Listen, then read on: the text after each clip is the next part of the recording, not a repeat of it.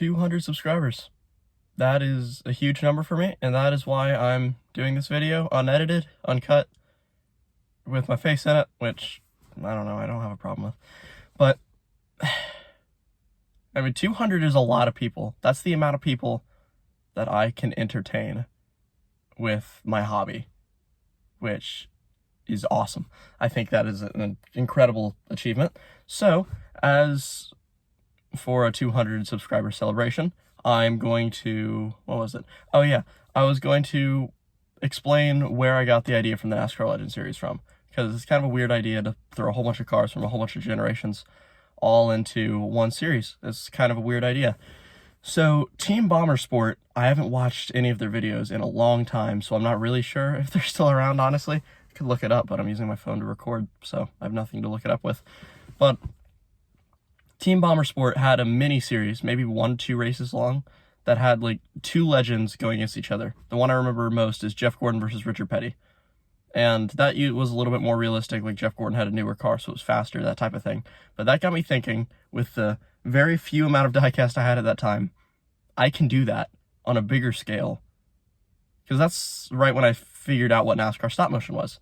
I knew what stop motion was. I learned what stop motion was in like 5th grade. And then right after that, or I guess about a year after that, I saw NASCAR stop motion for the first time. I can't remember who it was, but I know, or okay, it was Double E Cup Series, Aflac Cup Series, maybe Misscraft, honestly, that really got me into it. And then that Team Bomber Sport video gave me the idea of just throwing a whole bunch of legends together. So I bought something called InfiniTrack, which is a foam track. It's actually really nice. That's what the upside down wall pieces are, actually. They're InfiniTrack walls that I use on my infield. The walls I use on my infield come from those sets. And for season 1, I had 9 InfiniTrack tracks.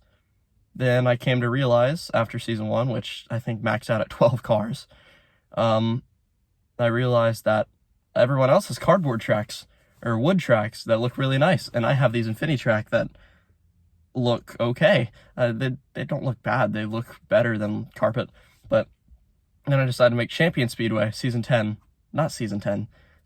episode 10, race 10. The finale for season 1 was on a cardboard track, probably going to be renamed Icebreaker Speedway. It's been touched up. It has grass infield now. But that track didn't look great. The race didn't look great, but it was season 1, and I was really just excited to get stuff out.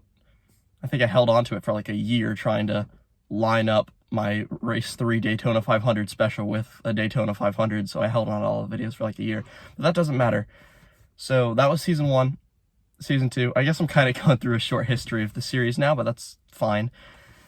Season 2, I decided I wanted to take it up a notch, so I made more cardboard tracks. I think the first 2 races I had were InfiniTracks. And then I believe the rest of the season was cardboard tracks, starting with Duck Motor Complex in race 3.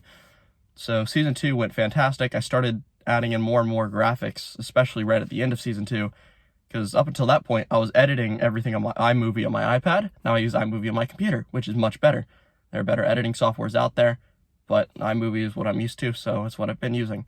Then season 3 is where I introduced the ticker, introduced better score sheets to keep track of everything. And then season 4, hopefully, is around where the NASCAR Legends Series tournament is. Trilogy tournament, around where those graphics are. It'll be probably somewhat similar, maybe a little bit better, honestly. So, I guess that kind of goes through the history of NASCAR Legends Series.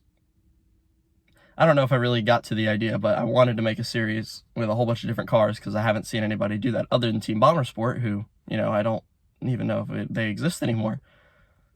So that's really the origin behind NASCAR Legends Series. And that is your 200 subscriber special. I'm pretty sure everyone can tell this is one take uncut, but that's okay.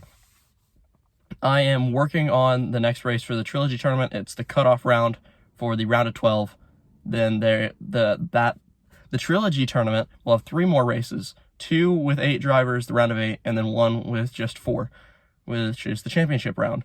So that'll be exciting. And then I'm going to start filming bigger races. Like, my plan is to start filming season 4, but not release it immediately, so you guys don't have to wait like a month between each race.